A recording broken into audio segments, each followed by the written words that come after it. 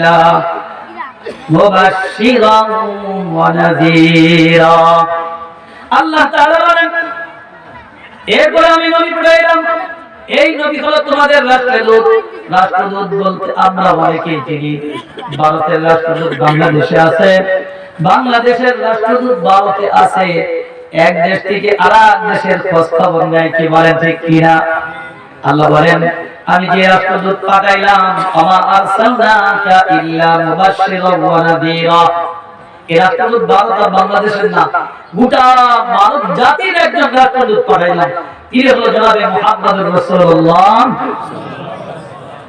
তিনি যখন দুনিয়াতে আসছেন আসার সময় তার আলামতটা কি আপনার সবাই খুশি হবে আমি আপনি এমন একজন নবী পেয়েছি এই নবী যখন দুনিয়াতে আসবে মায়ের গর্ভে আসবে আসার সময় হরিণ একজনের আরেকজনের বন্ধু বাঘ আরেকজনের বন্ধু একজন আরেকজনের বন্ধু হয়ে গেছে নবী দুনিয়াতে আসবে মা আমিনার গর্ভে গেছে যাওয়ার সাথে সাথেই আকাশ বাতাস সব কিছু একবারে নিস্তব্ধ হয়ে এক নবী মুহাম্মদুর রাসূলুল্লাহ সাল্লাল্লাহু আলাইহি ওয়াসাল্লামের গুণগান গাইতেছে কি গুণগান বাপ কয় এই আজকে মা আমিনার গর্ভে কে গেছে তোমরা জানো সে হলো নবী মুহাম্মদুর রাসূলুল্লাহ সাল্লাল্লাহু আলাইহি ওয়াসাল্লাম এখন যে বাঘ আছে বাঘ আর হরিণ এক জায়গায় থাকলে আপনারা ডিসকভারি চ্যানেল অনেকেই দেখেন বলেন তো বাঘ আর হরিণ কি একজন আরেকজনের বন্ধু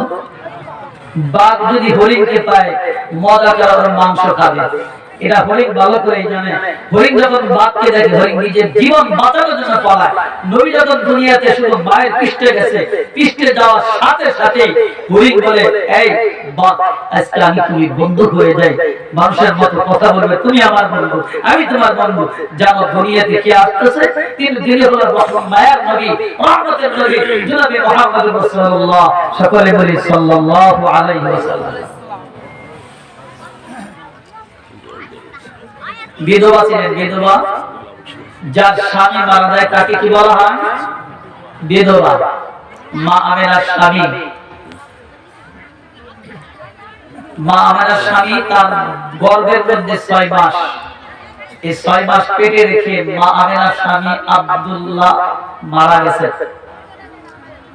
নবী মুহাম্মদ রাসূলুল্লাহ পিতার নাম কি আব্দুল্লাহ আল্লাহ তাআলা তার বান্দাকে দিয়ে গেছে ওদিকে গেলে হয়তো ওদিকে যদি যাচ্ছে না শুধু তা দিয়ে যাচ্ছে যে নবীর বরকত আর কতটা বরকত ছিল সে বরকতটা বোঝানোর জন্য এখন আব্দুল্লাহ যখন মারা গেল তৎকালীন সময় মক্কাতে কোন মানুষ আতুর ব্যবহার করা নিষিদ্ধ ছিল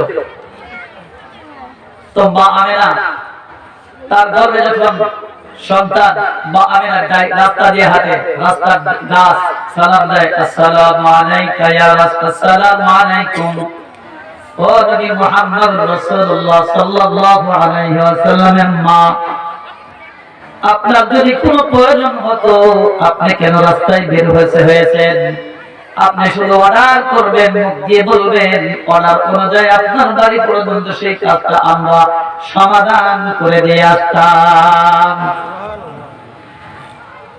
আকাশের পাখিগুলো মা আমিনা ঘর থেকে বের করে পাখিগুলো মা আমিনার পিছনে পিছনে বলে মা আমিনা তুমি কেন ঘর থেকে বের হয়েছো পাখির ডানাগুলো মা আমিনার মাথার উপর ছায়া দিয়ে দিয়েছেন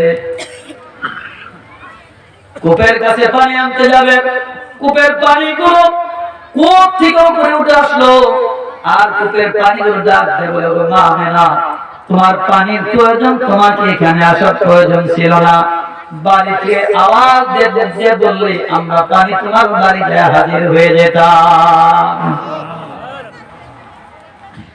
রাস্তার মাটি গাছের দেওয়াল রাস্তার দেওয়ালগুলো চারদিক দিয়ে শুধু বলে মা আমিনা আহলান সাহলান মারহাবান তাইয়িবান মুবারাকান আপনার পেটের ভিতরে আপনার গর্ভের ভিতরে রহমতের মায়া নবী দুনিয়াতে আগমন করতেছে মা আমিনা তার বান্ধবীরা একসাথে দরবারে গেল বান্ধবীরা ডাক দেয়া বলে ওগো মা তুমি কেন পানি আনার জন্য কূপের কাছে গেছো বান্ধবীরা ডাক দেয়া বলে তুমি যখন কূপের কাছে যাও কূপের কাছ থেকে তার কূপের পানিগুলো একাই উপরে উঠে চলে আসে। মা মেরা বান্ধবীরা ডাক দেয়া বলে, তোমাদের তো এই কূপের কাছে দাঁড়ায় থাকবা, আর কূপ থেকে পানি উঠায়া তোমার বাড়ি পর্যন্ত পৌঁছে দিব। তৎকালীন সময় বিধবা নারীদেরকে আতর ব্যবহার করা নিষেধ ছিল, বিধবা নারীরা ব্যবহার করত না আতর। নবীজির দাদা আব্দুল মুত্তালিব তার কাছে সংবাদ গেল, মা আমিনা তো একজন বিধবা নারী, আতর সেন্ট ব্যবহার করা নিষেধ। এ তো আমাদের দেশের কোন আতর নয়, মনে হয় বিদেশে কোন আতর ব্যবহার করে। এই আতর কোথায় পেল? একজনের সাথে আরেকজন আলোচনা সমালোচনা মক্কার ভিত্তি একটা হইচই করে গেছে। এ তো সাধারণ আতর না, এত দামি আতর কোথায় পেল? কোথেকে এই আতর আনে? আতর কোথেকে আসলো? এই আতর কোথায় পেল? মক্কার মধ্যে এত সুন্দর সুগিনা ফিরান ওয়ালা কোনো আতর নাই। এই আতর কোথায় পেল? কোথায় পেল? আব্দুল মুত্তালিবকে জিজ্ঞাসা করে, আপনার বেটা বউ আমিনা, আমাদের মক্কার দুনিয়ার ভিতরে মানুষের যাদের স্বামী মারা যায় তারা তো আতর ব্যবহার করতে পারে না, তিনি কেন আতর ব্যবহার করে? এবার নবীজির দাদা দাড়িকে প্রশ্ন করে, এই শুনছনি, মা আমিনা তো তার বাচ্চা যখন পেটে গেছে, মুহাম্মদুর রাসূলুল্লাহ যখন পেটে, তার স্বামী মারা গেছে। যে মহিলার স্বামী মারা যায় বাচ্চা পেটে রেখে, এর চেয়ে দুঃখী, এর চেয়ে কষ্টকর দুনিয়ার জমিনে কোন নারী থাকে না। কথা বলে ঠিক কিনা? নবীজির দাদা তার দাদিকে জিজ্ঞাসা করে, এ কথা কেমনে মা আমিনাকে বলবো? এটা বলার তো সাহস পাই না, কারণ তিনি একজন ব্যতীত মানুষ, স্বামী নাই, বিধবা নারী, তাকে প্রশ্ন করাও তো একটা ব্যাকুলি হয়, কিভাবে বলা যায়? মা আমিনার কাছে প্রশ্ন না করতে পেরে আব্দুল মুত্তালিব মা আমিনার শাশুড়ি, তাহলে নবীজির দাদা দেয়া বলে, ওগো মা, মক্কার ভিতরে কানা ভাষা হইতেছে, আতর ব্যবহার করা তো কারো জন্য ঠিক না। যে মানুষগুলো আমাদের এলাকার ভিতরে, মক্কার ভিতরে যেই মানুষটার স্বামী মারা যায়, ওই মানুষটা কিন্তু আতর ব্যবহার করতে পারে না। এত সুন্দর সুগিরান আতর তুমি কোথায় পেলা? মা বলে, আতরের সেন্ট আমার না, আতরের সেন্ট আমার পেটের কান্না। সুবহানাল্লাহ। যে সময় আমি আমার গর্ভের ভিতরে মুহাম্মদুর রাসূলুল্লাহ আসে, আসার সঙ্গে সঙ্গে আমি যখন থুতু ফেলি, এই থুতু দিয়েও এই সুগিরান আল্লাহ বের করে দিয়েছে। থুতু ফেলার পরে থুতু দিয়ে সুগিরান, আমি যেদিকে যাই সেদিকে সুগিরান। এটা আমার কান্না, এটা হলো পেটেরটা। এটা কাটটা, এটা নবীজি পেটের মধ্যে যখন ছিলেন, আল্লাহর নবী মা আমিনার গর্ভের ভিতরে ছিলেন। গর্ভে থাকার পর যখন দুনিয়াতে আসবেন, রাত বলে আমার মধ্যে আসবে, দিন বলে আমার মধ্যে আসবে।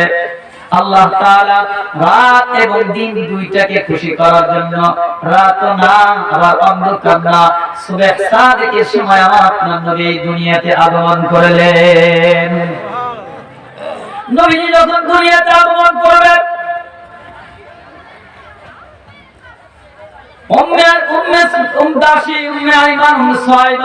একজন দাসী ছিল। নবীজি দুনিয়াতে আসার সময় দাদার কাছে সংবাদ পৌঁছে দিল, আপনার নাতি দুনিয়াতে আসছে।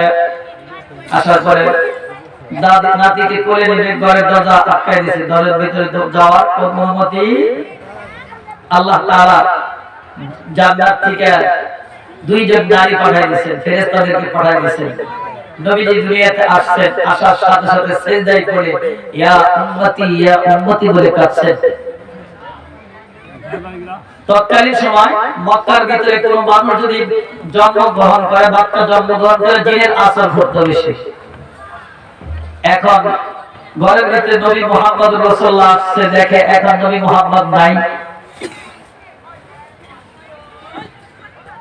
উঠায় গেল। মা আমিনা চিন্তিত হয়ে গেছে। এই চিন্তা হওয়ার পর আসমানের দিকে তাকায়া রবের সাহায্য চাইলেন। মা আমিনা জানেন আমার গর্ভের মধ্যে যে সন্তান, এটাকে জিনের আসর, দুনিয়ার কোন বেয়াদব কোন জিন এই আমার পেটেরটাকে আসর করতে পারবে না, ডিস্টার্ব করতে পারবে না। আল্লাহ আল্লাহ বললেন, আমি তোমার কোলে যেটা ছিল নবী মুহাম্মদ, আমি আসমান জমিন থেকে উঠায়া আমি আসমানের ফেরেশতাদেরকে সকলকে আহলান সালাম করার জন্য নিয়ে আসছি। জোরে কন্যা সুবহানাল্লাহ। নিয়ে গেছেন সরাসরি উপরে, নবীকে ইস্তেকবাল করে। কিছুক্ষণ পর আবার আসছে, কিন্তু আব্দুল মুত্তালিব নবীজির দাদা ঘর ফাঁকা করে যেতে দেয়নি, অনুমতি নাই। তিনি বেহুশ হয়ে গেছেন। যখন তার কোলে আসলো, কোলে আসার পরে তাকায় দেখে এটা আসমানের একটা তারকার মতো, সূর্য চন্দ্র সূর্যের এত সুন্দর, এত দামি, এত চেহারা। নবীজির দাদা বলে, তার চেহারা দেখে আমার কলিজাটা জুড়ে গেছে। জোরে কন্যা সুবহানাল্লাহ। কোলে নিয়ে মক্কার পাশে খানায় কাবার কাছে, হাতিমে কাবার কাছে যায় বলছে, আল্লাহ বৃষ্টি নাই, বৃষ্টি দাও। দেখেন নবীজিকে কোলে নিয়ে বৃষ্টি চাইতে দেরি, আল্লাহ বৃষ্টি দিতে দেরি করেন নাই। জোরে কন্যা সুবহানাল্লাহ। নবীজি আসার পরে তৎকালীন সময় সব আলোচনা করে সংক্ষেপ আপনাদের বোঝার জন্য সংক্ষেপ জায়গা মধ্যে নিয়ে যাচ্ছে। নবীজিকে তার ভাষাগত সুন্দর করার জন্য অন্যত্র পাঠানো হতো। এখন এই ছোট্ট এতিম নবীকে কেউ নিতে চায় না, দূর দূরান্ত দেশ থেকে অনেকে আসছে। তো হালিমাতুস সাদিয়া তার স্বামীকে বলে, এই সবাই তো দামি দামি শিশু, বড় বড় দামি দামি ধনী লোকের সন্তানগুলো নিয়ে গেছে, এই যে এতিম শিশুটা আছে খালি হাতে ফিরে যাওয়ার চাইতে এই শিশুটাকে নেওয়া যায় বলো। জোরে কন্যা সুবহানাল্লাহ। এবার হালিমাতুস সাদিয়া এই সন্তানের দিকে তাকায়া তার বুকটা ভরে গেছে। হালিমার স্বামী কোলে নিয়ে হালিমার হাতে দিছে, বুকের মধ্যে দিছে, আমার বুকে আমার যে সন্তান ছিল দুধ পাইতো না, আমার বুকে দেওয়ার সাথে সাথে আল্লাহ তাআলা আমার বুকে দুধ দিয়ে ভরপুর করে দিয়েছে। এজন্য আল্লাহ কোরআন বলেন, ওয়ামা আরসালনাকা ইল্লা রাহমাতাল লিল আলামিন। আল্লাহ তাআলা বলেন, আমি আমার নবী মুহাম্মদ রাসূলুল্লাহ সাল্লাল্লাহু আলাইহি ওয়াসাল্লামকে দুনিয়াতে আমি রহমত স্বরূপ পাঠাইছি। জয় কন্যা সুবহানাল্লাহ।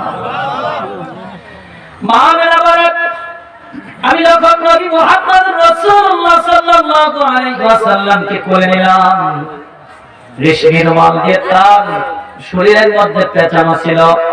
কোলে নেওয়ার সঙ্গে সঙ্গে আমার বুকটা ভরে গেল। আর আমি যখন নবী মুহাম্মদ রাসূলুল্লাহ সাল্লাল্লাহু আলাইহি ওয়াসাল্লামকে দুধ পান করাইতে লাগলাম, নবী মুহাম্মদ রাসূলুল্লাহ ডান দিকে দুধটা পান করলেন। তার মুখটা যখন বাম ছেড়ে দিলাম, বাম দিকে তার দুধটা না খেয়ে মুখটা ছেড়ে দিয়ে দিলেন। এখানে নবী বুঝাইলেন, আমার দুধ ভাই আছে, আমি এখন থেকে শিশুকাল থেকে আমাকে আল্লাহ নেই কোরআন বানাইছেন, ডান দিকে দুধ খাইলাম, বাম দিকে দুধটাকে আমার ভাই দুধ ভাইয়ের জন্য রেখে দিলাম। হালিমাতুস সাদিয়া বলে, আমি যখন নবী মুহাম্মদ রাসূলুল্লাহকে কোলে নিলাম, কোলে নিয়ে যখন আমি গাধার ঘোড়ার পিঠে উঠলাম, সবচেয়ে দুর্বল ছিল সবার পিছনে আমি মক্কায় এসেছিলাম। এবার যখন এই ছোট্ট একটা শিশুকে নিয়ে কোলে উঠলাম, উঠার পরে দেখি আমার দুর্বল যে ঘোড়া ছিল, আল্লাহ এই দুর্বল ঘোড়াটাকে সবল বানায় দিয়েছে। এই ছোট্ট শিশুকে আমি যেই দিক দিয়ে নিয়ে যাই, আকাশের একটা মেঘ খন্ড আমার এই ছোট্ট শিশুটাকে এরকম ছেড়া দিয়ে নিয়ে যায়। শুধু তাই নয়, আমি হালিমা দেখি যে দিক দিয়ে যাই, আমার কানে আওয়াজ আছে, আহলান সাহলান মারহাবান তাইয়িবান মুবারাকান। শেষ নবীকে সালাম দিচ্ছে, ডান দিক বাম দিক সামনে পিছনে সব দিক দিয়ে নবী মুহাম্মদ রাসূলুল্লাহ সাল্লাল্লাহু আলাইহি ওয়াসাল্লামকে সালাম দিতেছে। এবার তিনি বলে, আমার ঘোড়াটা ছিল সবার পরে আসছে, এবার দেখি আমার ঘোড়া সবার আগে চলে যায়। যখন চলে গেলাম, সবার আগে আমার ঘোড়াটা চলে গেল। এবার আমার যে সন্তানটা হালিমাতুস সাদিয়ার যে ছেলে ছিল, তিনি গরু রাখতেন, বকরি রাখতেন, মাঠের ভিতরে বকরি পালতেন। ওই বকরগুলা ঘাস খাইতো, বকরির উলানের দুধ ছিল না। আল্লাহ তাআলা এই সন্তানের বিনিময়ে বকরির উলানের মধ্যে দুধ দিয়ে দিয়েছে। নবীর বরকত, নবী করে আসছেন বরকত, নবী ঘোড়ায় উঠছে বরকত, হালিমার বাড়ি গেছেন বরকত, বরকতে আল্লাহ তাআলা পুরো দুনিয়াটা বরকত করে দিয়েছেন। হালিমাকে নিয়ে যখন বাড়িতে গেছেন, হালিমা বাড়িতে যাওয়ার পরে গরির রহম আইছে হ্যাঁ আচ্ছা গরির রহম না খানা খাও। লা ইলাহা ইল্লাল্লাহ,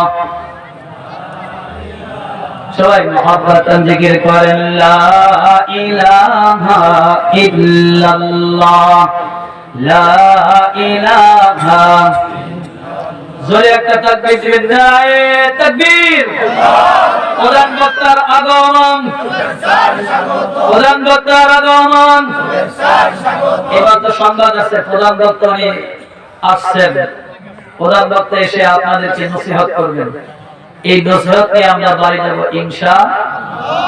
আমি যে কথা বলতেছিলাম, নবীকে নিয়ে যখন হালিমাতুস সাদিয়ার বাড়ি গেলেন, হালিমার বকরিগুলো রাখাল রাখে, যেখান দিয়ে বকরি নিয়ে যায়, আর বকরিগুলোর পেট ভরে যায়, খাবার নাই। তারপরে আল্লাহ তাআলা ওই বকরিগুলোর পেট ভরে যায়, কোলারে দুধ ছিল না, দুধ দিয়ে দিয়েছে। আজকে এই নবী দুনিয়াতে আসার পর, এই দুনিয়াতে আমরা শ্রেষ্ঠ নবী পাওয়ার পরেও আমরা অনেকেই খুশি না, কি বলেন? কথা ঠিক না? আমরা খুশি অনেক। দেখেন এখন বর্তমানে ফেসবুকে, ইউটিউবে এক শ্রেণীর আমি হাফেজ, মাওলানা, মুফতি, আমি এটা ওটা, আমি ইসলাম ছেড়ে দিছি, আমি নাস্তিক হয়ে গেছি। জোরে বলেন নাউজুবিল্লাহ। তাই আমার এটা বুঝে আসে না। বলেন তো আল্লাহ হলো কি? বলেন তো সসীম অসীম। আল্লাহ কি? আওয়াজ দিয়ে বলেন আল্লাহ। আমরা সসীম, আমরা আল্লাহ হলো সীমাহীন জ্ঞানের ভান্ডার। তিনি ছাড়া আমি আপনি কেউ দুনিয়াতে আসেনি। আর তার হুকুমের ভিত্তিতে তার গোলামীর মধ্যে যদি কেউ ভুল করে, আমি বলবো এই গোলামী যিনি ভুল করতেছেন তিনি বরবাদ। কি বলেন? কথা ঠিক কিনা? এই জন্য আমি আপনাদেরকে বলতে চাই, আজকে প্রধান মেহমান এসেছেন, ওনার আলোচনায় আপনারা সময় উনি আধা ঘন্টা পরে আপনাদের মাঝে চলে আসবেন। আধা ঘন্টার মধ্যে চলে আসবে, প্রধান বক্তার আলোচনা আমরা শুনবো। এলাকার সমস্ত ভাইদেরকে বলবো আপনারা এদিক সেদিক ঘোরাফেরা না করে মাহফিলের স্টেজের মধ্যে চলে আসুন ইনশাআল্লাহ। দেখেন আমার আপনার নবী দুনিয়াতে আসছিলেন কখন? যে সময় মানুষ জাহিলি যুগ ছিলেন, জাহিলি যুগ। আর আসার আগমনে আল্লাহ তাআলা পুরো দুনিয়া ভরপুর করে দিলেন, রহমত দিয়ে ভরপুর করে দিলেন। নবীজির আদর্শ উত্তম আদর্শ। নবীজি রাষ্ট্র পরিচালনা করছেন। নবীজি কি চালনা করছেন? আর এই রাষ্ট্র পরিচালনা নবী করার কারণে এদেশের আফগানিস্তানে যখন ইসলামী খেলাফত কায়েম হয়েছে, আল্লাহ তাআলা সে দেশের রহমত দিয়ে বরকত দিয়ে ভরপুর করে দিয়েছেন। কি বলেন ঠিক কিনা? সারা পৃথিবীতে তারা মাথা উঁচু করে দাঁড়াচ্ছেন। একমাত্র ইসলামী খেলাফত মানুষকে শান্তি দিতে পারে। যত তন্ত্রমন্ত্র আছে, এই তন্ত্রমন্ত্র আপনাকে আমাকে কোনদিন শান্তি দিতে পারে? যতদিন তন্ত্রমন্ত্র থাকবে ততদিন বুঝবেন আরো আমেরিকার মতো আরো স্বৈরাচার আমাদের উপর বুকে চাপা আবার আসা শুরু করবে। কি বলেন ঠিক কিনা? আর যখন এই কোরআনের হুকুম অনুযায়ী রাষ্ট্রের সব জায়গায় কোরআনের হুকুম চলে যাবে, মানুষ আল্লাহওয়ালা হয়ে যাবে, পর্দাশীল হয়ে যাবে, মায়েরা পর্দার সাথে চাকরি করবে, বোনেরা পর্দার সাথে চাকরি করবে, বাবারা তার সেক্টর সে আলাদাভাবে চাকরি করবে। এখন একজন আওয়াজ আসছে, বলে হুজুর যদি ক্ষমতায় যায় মায়েদেরকে পর্দার ভিতরে ঢুকাই দিবে, তোমাদেরকে শান্তি স্বাধীনতা থাকতে দিবে না। ইসলাম স্বাধীনতা দিয়েছেন, প্রত্যেকের স্বাধীনতা দিয়েছেন, যার যা শান্তির ব্যবস্থা করেছেন। যারা বলে পর্দার বিধান আল্লাহর হুকুম, হুজুররা উম্মতরা ক্ষমতায় আসলে তোমাদেরকে এটা করে সেটা করবে, আমি বলবো সেগুলো নিঃশর্তে বেঈমান। কি বলেন? কথা ঠিক কিনা? যেন আসুন, আল্লাহ নবী যখন দুনিয়াতে আসছেন, সেই সময়টা ছিল জাহিলি যুগ। বলে তো কি যুগ? মারামারি, কাটাকাটি, হানাহানি ছিল। এক আল্লাহর বান্দা একসাথে 70 জন মেয়েকে জিন্দা কবর দিয়েছেন। কয়জন? 70 জন। জিন্দা কবর দেওয়ার পর শেষ মেয়েটাকে জিন্দা কবর যখন দিবে,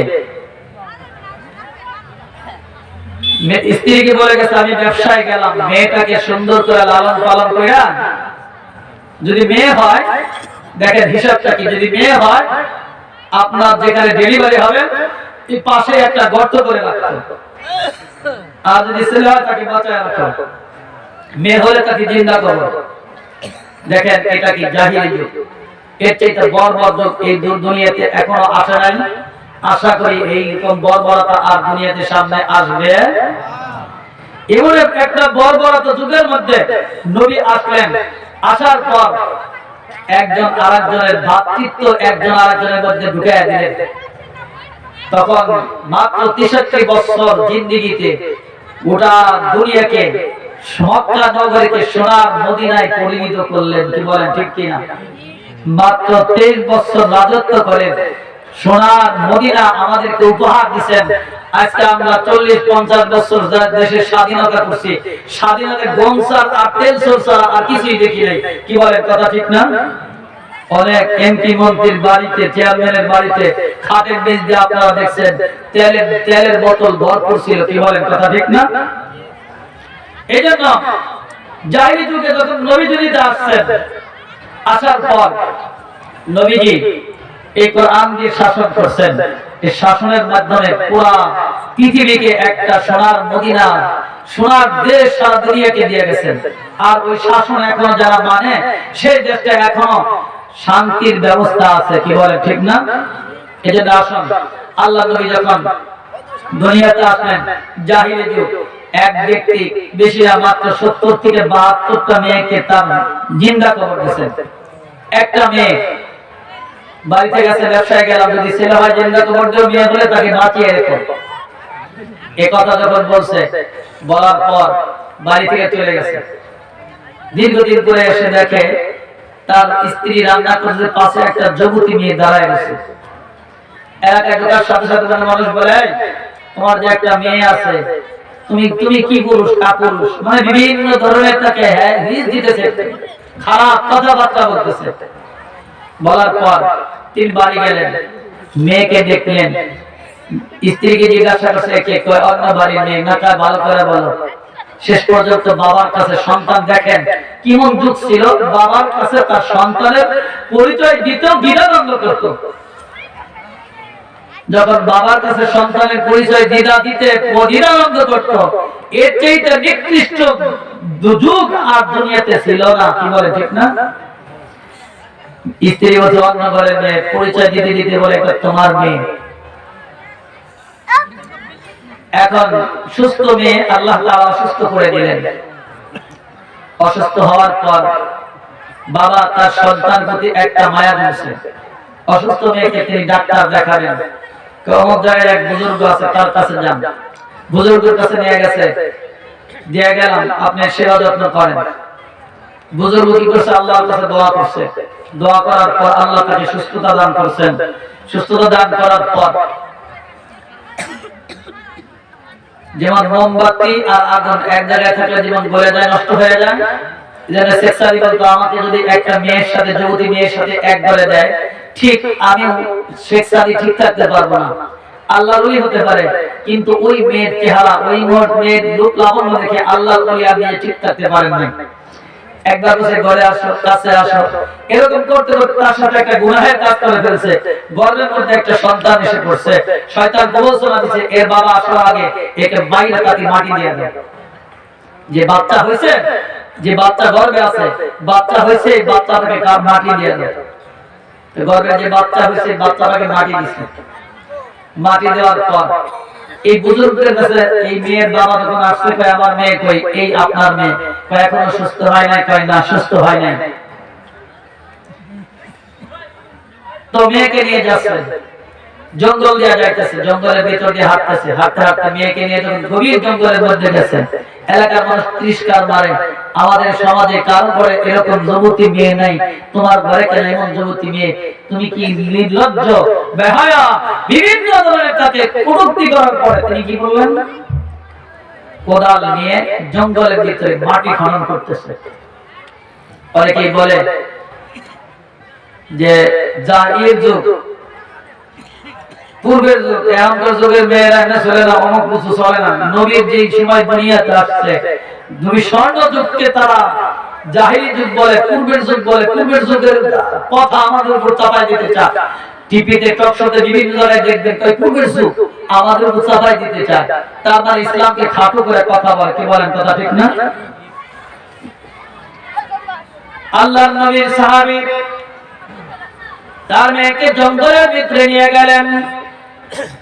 জঙ্গলের ভিতরে নেওয়ার পর মেয়েকে যখন ফাঁকে দাঁড় পাড়ায়া গর্ত করতেছেন, মেয়ে একবার দুইবার তিনবার ডাক দিলেন, বাবা তুমি কি করো? বাবা তুমি কি করো? কয় দাঁড়াও আমি আসতেছি। আবার ডাক দেয়, বাবা কি করো? দাঁড়াও আসতেছি। বাবা যখন মেয়ের কাছে আসছে, আসার পরে মেয়ে তার বাবার চেহারার ভিতরে, শরীরের ভিতরে গাম দেখে মেয়ের শরীরের কন্যা দিয়ে, জামা দিয়ে বাবার শরীরের গামগুলো আস্তে আস্তে মুছে দিচ্ছে। এবার পাষাণ্ড বাবা তার কলিজার ভিতরে এখনো ওই সন্তানের প্রতি কোনো মহব্বত নাই।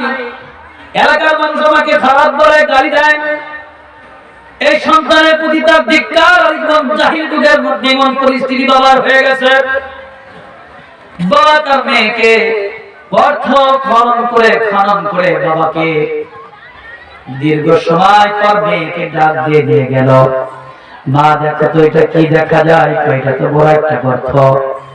মেয়েকে পিছন দিক থেকে বাবা কাপুরুষ বাবা ধাক্কা দিয়ে জমির মধ্যে ফেলে দিয়ে মাটির গর্তের ভিতরে ফেলে দিয়ে বাবা তার সন্তানকে মাটি দিলেন। মাটি দেওয়ার সময় সন্তান ডাক দিল, আব্বা ও আব্বা, আপনি আজকে আমাকে ছেড়ে দেন, আমি আপনার সন্তান হিসেবে কোনোদিন পরিচয় দেব না। সন্তানের পরিচয়ের কারণেই তো লজ্জায় আপনি আজকে আমাকে জিন্দা কবর দিতেছেন। এই মুহূর্তে আমাকে ছেড়ে দেন, ছেড়ে দেন আব্বা। বারবার সন্তানটাকে, সন্তানের কথায় কাপুরুষ বলা শুনে না, মেয়েকে কোদাল দিয়ে মাটি দিয়ে দিতে জিন্দা কবর দিয়ে বাড়িতে যখন চলে আসলো, বাবার কাছে বারবার একটা আওয়াজ, আব্বা আব্বা আমাকে মাফ করে দাও, আব্বা আমাকে মাফ করে দাও। এই আওয়াজটা বারবার আসতেছে। সাহাবী ভাইরা এখনো বারবার কানের মধ্যে আওয়াজ যাওয়ার কারণে তিনি চিন্তা করলেন কি করব। ডিসিশন নিল, তার কাছে কোনো ডিসিশন পাওয়া যাবে না। যাই নবী মুহাম্মদুর রাসূলুল্লাহর কাছে কোনো ডিসিশন পাওয়া যায় কিনা। আমার কান থেকে আওয়াজ হয় না, আমার দিলের ভিতরে আব্বা এখন শোনে না। ঘুমাইলে, উঠতে, বসলে, খাইলে সব সময় একই আওয়াজ আসে, একই আওয়াজ আসে। কি করব? নবী মুহাম্মদুর রাসূলুল্লাহ সাল্লাল্লাহু আলাইহি ওয়াসাল্লামের কাছে গেলেন। সাহাবী যায় বলে, ইয়া রাসূলুল্লাহ, আমি একটা নয়, দুইটা নয়, 70 থেকে 72টা মেয়ে এইভাবে মারছি। নবীর চোখের পানি ঝর করে নবীর দুই চোখ দিয়ে পানি পড়তেছে। আর আকাশের দিকে তাকায় আছে, আল্লাহর পক্ষ থেকে কোনো ফয়সালা আসে কিনা।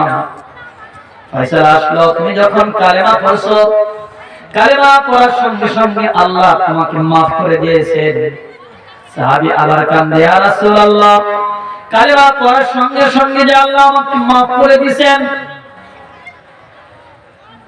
আমি মাফ করে দিলেন, এটা সত্যিকার কিভাবে মাফ করলেন আমি জানতে চাই। আল্লাহ নবী বলেন, কালেমা পড়ার সাথে সাথে আল্লাহ তোমার জিন্দেগীর সব গুনাহগুলো মাফ করে দিয়েছেন। আর যতগুলো পাপ ছিল, গুনাহ ছিল, একমাত্র কালেমা পড়ার কারণে প্রত্যেকটা পাপ তোমাকে আল্লাহ নেকি দিয়ে ভরপুর করে দিয়েছে। তার মানে গুনাহটাকে নেকি দিয়ে ভরপুর করে দিয়েছে। ঠিক আমাদের এই মসজিদের ভিতরে দাওয়াত তাবলীগের মানুষ আছে, আসে না বলেন তো আসে কিনা? আমাদের সমাজের মধ্যে একজন ব্যক্তি ছিল, অনেক ব্যক্তি জানেন ঈদের দিনে দান লাগাইতো, কিন্তু দাওয়াতে তাবলীগের কাজ করার কারণে আল্লাহ তাআলা মৃত্যুর আগ পর্যন্ত মসজিদে নামাজ পড়ছে। কি বলেন ঠিক কিনা? না বললে চিনে ফেলবেন। আমরা এখানে যারা আসছি, এই যে একটা মাহফিল, এই মাহফিলটা পেয়ে আপনারা খুশি না বেজার? একটা আওয়াজ দিয়ে বলেন খুশি না বেজার? এই এত বড় একটা মাহফিল, এই মাহফিল আয়োজন যারা করছে এরা হলো যুবক মানুষ। আল্লাহ তাআলা যুবকদেরকে, যে সমস্ত যুবকদেরকে আল্লাহ তাআলা আরশের ছায়ার নিচে ছায়া দান করবেন। এই আমার পাশে চেয়ারম্যান সাহেব আছেন, ইনি একজন বিচারক। যদি বিচার ন্যায় করেন, আল্লাহ নবী বলেন তাকে আরশের ছায়ার নিচে ছায়া দান করবেন, ন্যায় বিচার করলে। আর অন্যায় যদি করেন তাহলে আরশের ছায়াতে দূরের কথা, বুর্জুর বাড়ি ছাড়া আর কোনো উপায় নাই। বুর্জুর বাড়ির কোনো এখন বোঝা আসবে না। কখন বোঝা আসবে জানেন? বুঝলেন কখন আসবে? দেখবেন যখন ইমাম সাহেব মসজিদে ঘোষণা দিবে অমুকের লাশ অমুক সময় জানাজা পড়ানো হবে, ঘোষণা আসে না? অমুকের লাশ অমুক সময় ঘোষণা দেওয়া হয়। আজকে আমরা আমাদের সমাজের মধ্যে এক শ্রেণীর মানুষ আছে, তাদের নামাজ লাগে না। আছে না এরকম? আমি তাদেরকে বলবো, যারা বলেন নামাজ লাগে না, ওই ভাইদেরকে বলবো নামাজ লাগে না। আল্লাহ নবীর মৃত্যুর আগ পর্যন্ত দুই কাঁধের মধ্যে ভর করে সালমান ফারসি অন্যান্য সাহাবীদের দুই কাঁধের মধ্যে ভর করে মসজিদে নববীর মধ্যে দুইটা নামাজ পড়ছে। কি বলেন ঠিক না? যদি নামাজ না পড়া লাগতো, নবী মৃত্যুর আগ পর্যন্ত বলতো না আসসালাত আসসালাত আসসালাত। কি বলেন? এই পর্যন্ত আমরা নবী মুহাম্মদ রাসূলুল্লাহ সাল্লাল্লাহু আলাইহি ওয়াসাল্লাম আসা পর্যন্ত অনেক নবী আলাইহিস সালাতু ওয়াস সালাম আসছেন। নবীজি দুনিয়াতে আসার পর ছোট্টবেলায় এক পাদ্রী তিনি দেখে কিতাবের মধ্যে নবীজি সম্পর্কে আলোচনা, তো আমাকে বলছে যে আমি নবী সম্পর্কে একটু আলোচনা বেশি করি। মনে করেন কিতাবের মধ্যে দেখতেছে এক জায়গায় নবীর নাম কেটে দিলাম লাল দাগ দিয়ে, দুই জায়গায় পরের দিন দেখে দুই জায়গায় নবী মুহাম্মদ রাসূলুল্লাহ সাল্লাল্লাহু আলাইহি ওয়াসাল্লামের নাম আছে, জোরে করে সুবহানাল্লাহ, কেটে দিলাম। তারপরে দুই জায়গায় কাটার পর দেখে চার জায়গায় উঠছে, চার জায়গায় কাটার পর 8 জায়গায় উঠছে, 8 জায়গায় কাটার পর 16 জায়গায় উঠছে, যত করে তত উঠে। এই আল্লাহর নবীর কিতাবের সাথে বেয়াদবি করার কারণে আল্লাহ তাআলা এই বান্দাকে তার চেহারা বিকৃত করে দুই সাপে পরিণত করে দিলেন। জোরে বলেন নাউযুবিল্লাহ। এই কথা বলার উদ্দেশ্য, আমাদের সমাজে অনেক মানুষ আছে হুজুর অমুকটা করে, হুজুর আর শয়তান, হুজুরের মাথার টুপির নিচে অমুক তমুক। আমি আপনাদেরকে বলতে চাই, গালি দিবেন ওয়াহাব মানসি খারাপ, ওয়াহাব মানসি তোলা খারাপ, অমুক খারাপ তমুক খারাপ, কিন্তু যখন বলবেন হুজুর মাথার টুপির নিচে শয়তান, হুজুররা খারাপ, অমুক খারাপ তমুক খারাপ, একসাথে যদি আমভাবে বলেন, তাহলে আমি বলবো দেখেন নগদে আপনি যদি ঈমান বলা থাকেন, সাথে সাথে আপনার ঈমান হারা হয়ে যেতেছে। কেন? হুজুররা খারাপ, তার মানে এই টুপিটা একসময় নবী মুহাম্মদুর রাসূলুল্লাহ মাথায় দিয়েছিলেন, আপনি নবী মুহাম্মদুর রাসূলুল্লাহ সাল্লাল্লাহু আলাইহি ওয়াসাল্লামকে গালি দিচ্ছেন। কি বলেন কথা ঠিক কিনা? এটা কথা বলা যাবে না। যখন এক জায়গায় দুই জায়গায় এরকম কাটতেছেন, এক সময় কাটতে আল্লাহ পাক তাকে দুই সাপে পরিণত করে দিলেন। কি সাপে? তার নাম ছিল নাইব বিন আব্দুল্লাহ। এ আল্লাহর বান্দা আল্লাহর নবীর কিতাবের সাথে যারা বেয়াদবি করে, অনেকে কোরআনে আগুন ধরায়, দেখি না আমরা? এরা বেয়াদব, আল্লাহ পাকের দুশমন। আমরা বান্দার সাথে সম্পর্ক রাখবো কার জন্য? আওয়াজ দেব কার জন্য? আরো জোরে। সম্পর্ক ছিন্ন করবো কার জন্য? আল্লাহর জন্য। কেউ কোরআনের সাথে বেয়াদবি করবে, তার সাথে আমার সম্পর্ক নাই। কেউ কোরআনের সাথে সম্মান দেখে কথা বলবে, তার সাথে আমার সম্পর্ক আছে। কোরআনের সাথে বেয়াদবি করলে তার সাথে কোনো সম্পর্ক। আল্লাহর নবীর সাহাবী, তিনি সাহাবী হন নাই, যেই দিন তিনি গুইসাপ হয়ে গেলেন, ওই দিন থেকেই বলতেছেন আল্লাহ আমাকে নবী মুহাম্মদুর রাসূলুল্লাহ সাল্লাল্লাহু আলাইহি ওয়াসাল্লাম পর্যন্ত হায়াত দাও। একজন মানুষ গুইসাপ হয়ে গেল, পাহাড়ের গুহায় গুহায় জায়গায় জায়গায় যা পড়া থাকে, গর্ত থেকে বের হয় না। গর্ত থেকে বের হইলে তো আমাকে মেরে ফেলবে, গর্ত থেকে বের হইলে আমাকে মেরে ফেলবে, বের হয় না। আল্লাহর নবী জনাবে মুহাম্মদুর রাসূলুল্লাহ কোথায় আছে? তিনি ওই গুইসাপ পড়া রাতের আধারে ছোট্ট ছোট্ট পা দিয়ে হাঁটি করে মক্কা নগরীর পাহাড়ের মধ্যে উঠছেন। পাহাড়ের গর্তের মধ্যে সারা রাত পড়ে থাকেন, আবার দিনের বেলা বের হয়, একটু বের হয়। দেখেন আমি মুহাম্মদুর রাসূলুল্লাহ সাল্লাল্লাহু আলাইহি ওয়াসাল্লাম মক্কার পরে শুনে আসবেন। কখন আসবেন, কোন সময় আসবেন, ওই সময় অপেক্ষা থাকতেন। কখন আসবেন, কোন সময় আসবেন, নবী মুহাম্মদ রাসূলুল্লাহ সামনে যাবেন, অপেক্ষা করছে কখন নবী আসবেন। এক সময় সন্ধ্যার সময় দেখে এখানে কেউ নাই, কোনো মানুষের আনাগোনা নাই, এই জায়গার মধ্যে কোনো লোকজনের সমাগম নাই। দূর থেকে তিনি তাকায় দেখে, ওই যে দেখা যায় নবী মুহাম্মদ রাসূলুল্লাহ, তার চেহারা কেমন, তার কথা কেমন, তার ভাষা কেমন, তার বন্ধু কেমন, ওই কিতাবের মধ্যে সব করেছেন।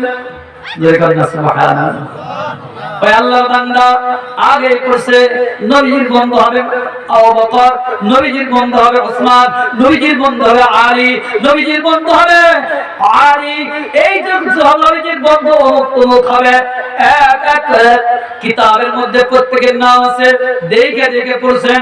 পড়ার পরে তিনি খেয়াল করতেছেন, ওই দেখা যায় এখানে মক্কা থেকে এই মাঠের মধ্যে লোক নাই, কিভাবে যাওয়া যায় নবীর কাছে, খালি ভাত খবর খুঁজতেছে আর সাহায্য চাইছে, আল্লাহ তুমি আমাকে নবী মুহাম্মদুর রাসূলুল্লাহ পর্যন্ত নেক হায়াত দান করো। গুইসাপ ধরে কি হবে? আল্লাহ কোরআন, আল্লাহ কিতাবের সাথে বেয়াদবি করার কারণে আল্লাহ তার চেহারার পরিবর্তন করে দেওয়া দিয়েছেন, কিন্তু তার দোয়া আল্লাহ মঞ্জুর করেছেন। কিভাবে মঞ্জুর করেছেন খেয়াল করেন। আল্লাহর বান্দা সোজা সময় সুযোগ ধরে এবার ওই রাস্তা দিয়ে হাঁটতেছেন। এবার হঠাৎ করে দেখে আবু জেহেল বের হয়ে গেছেন। আবু জেহেলের হাতের মধ্যে লাঠি ছিল, গুইসাপের মাথার মধ্যে একটা বাড়ি মারলো। মারার সঙ্গে সঙ্গে গুইসাপ দুনিয়া থেকে বিদায় হওয়ার পর ওই গুইসাপ থেকে পুরাইলো, পুরাইয়া পায়রা বানায়া এবার নবী মুহাম্মদ রাসূলুল্লাহ সামনে নিয়ে গেছেন। নবী মুহাম্মদ রাসূলুল্লাহ সামনে যাওয়ার পরে বলে, ও আব্দুল্লাহর বেটা, ও মুহাম্মদ, তুমি নবীকে নিজেকে নবী দাবি করো যে আমি নবী, আনা খাতামুন নবিয়্যিন লা নাবিয়্যা বা'দি, তুমি নিজেকে শ্রেষ্ঠ নবী দাবি করো। তোমার পূর্বে অনেক নবী ছিল, এখন তুমি আসো, তোমার পরে আর কোনো নবী আসবে না। তাহলে তুমি বলো এই ব্যাগের মধ্যে, এইটার মধ্যে কি আছে? টুকলা বানায় নিয়ে গেছে। তুমি যদি বলতে পারো তাহলে আমি আবু জেহেল তোমার হাতের মধ্যে কালেমা পড়ে মুসলমান হয়ে যাব। আসলে কি আবু জেহেল মুসলমান হবে? কি বলেন? তবে নবী মুহাম্মদুর রাসূলুল্লাহ, নবী মুহাম্মদুর রাসূলুল্লাহ আবু জেহেলের কাছে রাখতে গেছেন। তিনি বলছে তুমি আমার বাড়িতে প্রতিদিন দিনের বেলা আসবে না। নবী রাখতে গেছেন, আবার বলছে রাতে আসবে না। নবী বারবার গেছেন, আর বলছে তুমি আমার বাড়িতে আসবে না।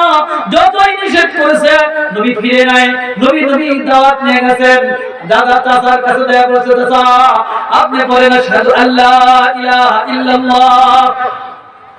যত নিষেধ করেছেন ততই ফিরে নাই।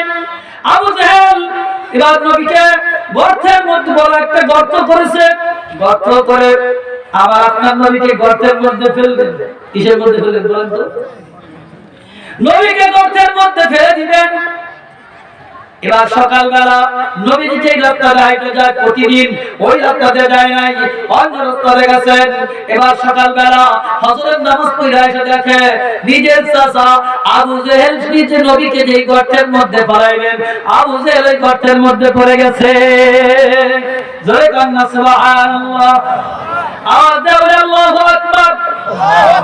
যদি তুমি কারো জন্য গর্ত করো, কিন্তু জেনে রাখো ওই গর্তের মধ্যে তোমাকেই পড়তে হবে। কি বলেন, কথা ঠিক কিনা? অন্যের জন্য কুয়া খুঁড়িত না, অন্যের জন্য গর্ত খুঁড়িত না। একজন আরেকজনের প্রতি মহব্বত রাখো।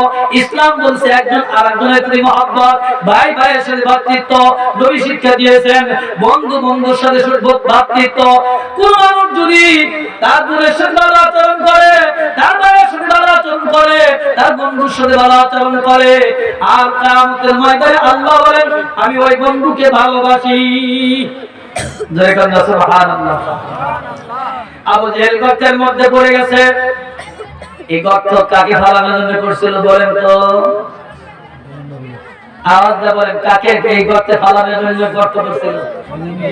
আওয়াজ হয় না, একটু আওয়াজ দিয়ে বলি। গর্তে ফালানোর জন্য, নবীকে গর্তে ফালানোর জন্য কি করছিলেন? গর্ত।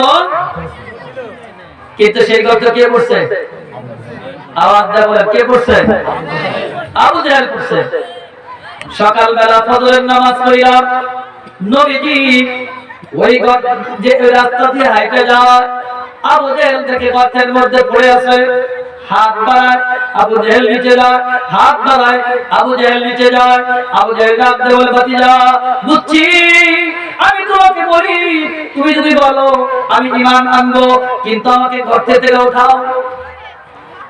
আবু জেহেল নিচের দিকে যায়, নবী রশি ছেড়ে দেয়, আর নিচের দিকে যায়, রশি ছেড়ে দেয়, আর নিচের দিকে। রশি যদি 10 হাত যায়, আবু জেহেল 20 হাত নিচে চলে যায়। জয় কন্যা সুবহানাল্লাহ। খেলা কার? খেলা চলছে কার সাথে? তুমি নবীর বন্ধুকে তুমি গর্তে পড়াইবা, আল্লাহ সে বসে বসে আনন্দ চলবে। কি বলেন, ঠিক না? এবার আবু জেহেল বলে, ও মুহাম্মদ বুঝছি, তুমি যদি আমাকে গর্তের মধ্যে উঠাও আমি ঈমান আনবো। দেখছেন, এটাও ধোঁকাবাজি। কি বলেন, ঠিক না? নবী জানেন। তারপরে নবী হাত বাড়াই দিলেন, আল্লাহ সাহায্য চাইলেন। আল্লাহ, আমার চাচা, আমার কলিজার টুকরা ঈমান আনে নাই, কিন্তু আমাকে মারার জন্য গর্তের মধ্যে ফেলাইছেন, ফালানোর জন্য গর্ত করছে। আল্লাহ, তোমার কাছে সাহায্য চাই। আমার চাচা এই গর্তে উঠলে নাকি ঈমান আনবে, আমি তাকে ভালোবাসি। আমি তোমার বান্দার সাথে তোমার সাথে সম্পর্ক গড়াই দিতে চাই। আমার কাজ হলো তোমার সাথে তোমার বান্দার সাথে সম্পর্ক গড়াই দেওয়া। এই সম্পর্ক গড়ানোর জন্য আমি হাত বাড়াই দিলাম। আমার চাচার হাতের সাথে হাতটা মিলাই দাও। বলে তো সাহায্য চাইছে কার কাছে? আল্লাহর কাছে সাহায্য চাইছে। আল্লাহ বলেন, আমি আপনি হাত বন্ধ আমার, আপনি হাত বাড়ান, আমি আপনার হাতের সাথে আবু জেহেলের হাত লাগাইয়া দিলাম। আবু জেহেল গর্তের ভিতর থেকে উঠছে। উঠার পরে বলে, ও মুহাম্মদ, আমি তোমার উপর ঈমান আনবো কি করে? তুমি তো একটা জাদুকর। জোরে বলেন নাউজুবিল্লাহ। আবু জেহেল পর্যন্ত শান্ত হয় নাই। আল্লাহর নবী দ্বীনের দাওয়াত দিতে গেছেন বারবার বারবার। দাওয়াত দেওয়ার পরে আল্লাহর নবী এবার আবু জেহেল বাড়িতে গেছেন। আবু জেহেল মনে করছেন নবী মুহাম্মদ রাসূলুল্লাহ নতুন ইসলাম দাওয়াত দিতেছে, না জানি কত মুসলমান নিয়ে আসছেন, না জানি কত লোক নিয়ে আসছেন আমাকে মারবে। এই চিন্তা চেতনা করে এই ভাবমূর্তি নিয়ে আর দরজা খুলে নাই, জানলা খুলে দেখে নবী মুহাম্মদ রাসূলুল্লাহর সাথে কেউ নাই। নবী একা আসেন, একা আইসা কি এবার ডাক দেয় বলে, ও আপ মুহাম্মদ তুমি কেন আসছো? ডাক দেয় বলে, চাচা মক্কার লোকেরা আমাকে বলে মা হারা বাবা হারা সন্তান। আপনি যদি একবার ডাক দেয় বলে, ওই খবরদার, সাবধান সাবধান, আমার এতিম ভাতিজা মুহাম্মদ রাসূলুল্লাহ এর থেকে আর এভাবে কেউ কথা বলবি না। মা হারা ছেলে বলে গালি দিবি না, বাবা হারা সন্তান বলে গালি দিবি না, মা হারা সন্তান বলে গালি দিবি না, বাবা হারা সন্তান বলে গালি দিবি না। নবী মুহাম্মদ রাসূলুল্লাহ ডাক দিয়ে বলেন, দুইবার তিনবার বললেন। আবু জেহেল বলেন, হে মুহাম্মদ সাবধান সাবধান, আর একবার যদি তুমি বলো আমার ঘরের ভিতরে চাবুক আছে, এই চাবুক থেকে তুমি নবী মুহাম্মদ রাসূলুল্লাহ সাল্লাল্লাহু আলাইহি ওয়াসাল্লামকে কেউ বাঁচাইতে পারবে না। জোরে বলেন নাউজুবিল্লাহ। নবী বলে, আমার মা নাই, আমার বাবা নাই, আপনি তোমার বাবার মতো, আপনি বলতেই তো হয়ে যায়। কেউ তো আমাকে বলবে না মা হারা ছেলে, কেউ তো আমাকে বলবে না বাবা হারা ছেলে। আপনি একটা বার মাত্র বলে দেন, একটা বার মাত্র বলে দেন।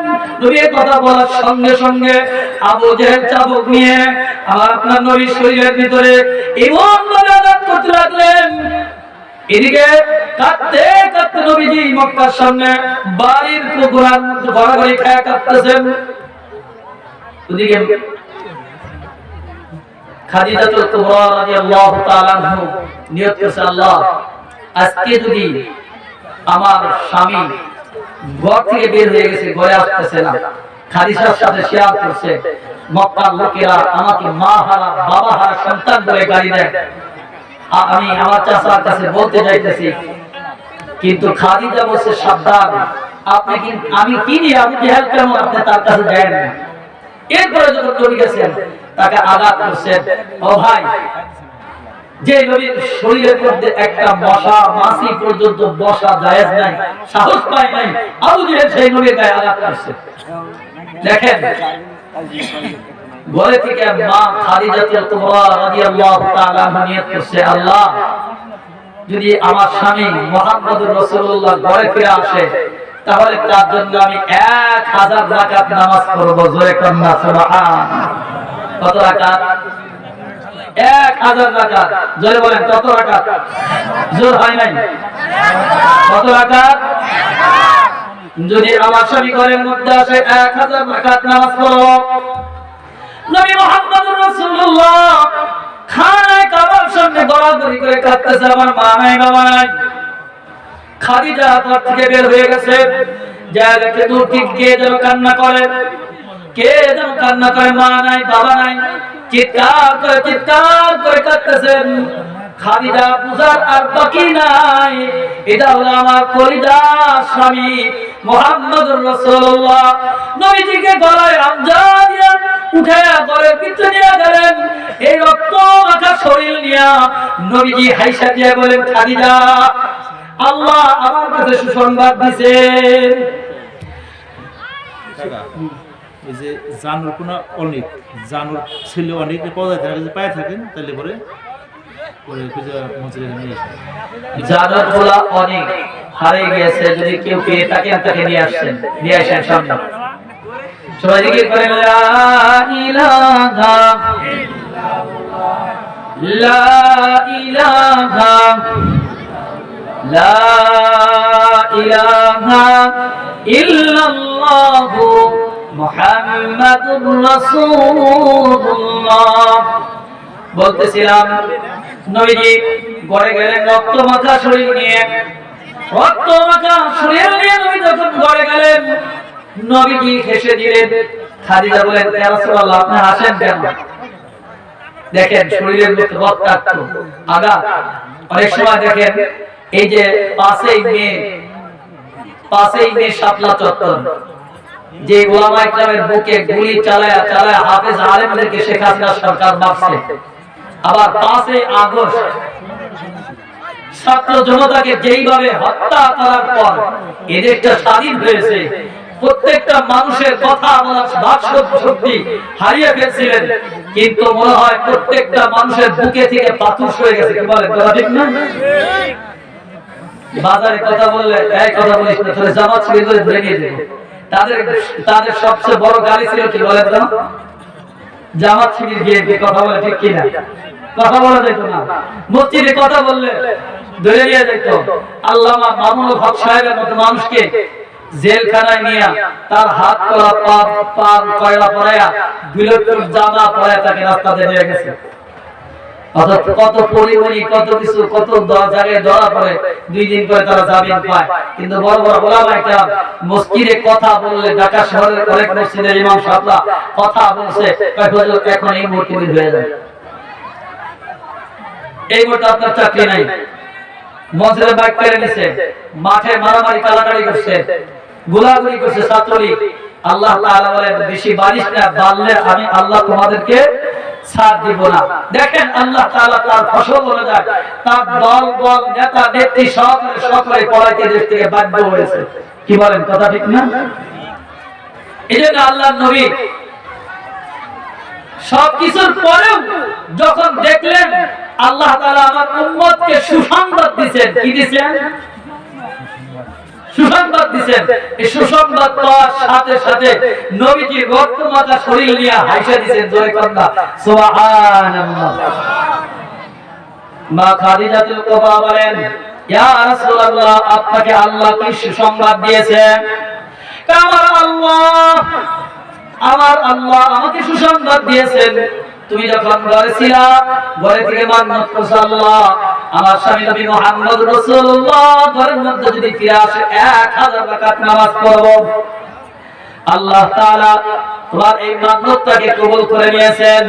আমার উম্মতরা যদি ঈশান নামাজের পরে 2 রাকাত সুন্নাত পড়ে, বেতের আগে 2 রাকাত নামাজ পড়ে, আল্লাহ তাআলা আমার উম্মতদেরকে 2 রাকাত নামাজ 1000 নামাজের সওয়াব দান করবে। বলতেছিলাম আল্লাহর নবী সাহাবী, এখনো তিনি সাহাবী হন নাই, তিনি আবু জেহেলের সামনে পড়ে আবু জেহেল একটা বাড়ি দিয়েছেন, বাড়ি দিয়ে মাথা ফাটায় ফেলছেন, মাথা ফাটায়া পুরায়া নবীর সামনে নিয়ে গেছেন। এ নবী বলো আমার হাতের মধ্যে কি? আল্লাহ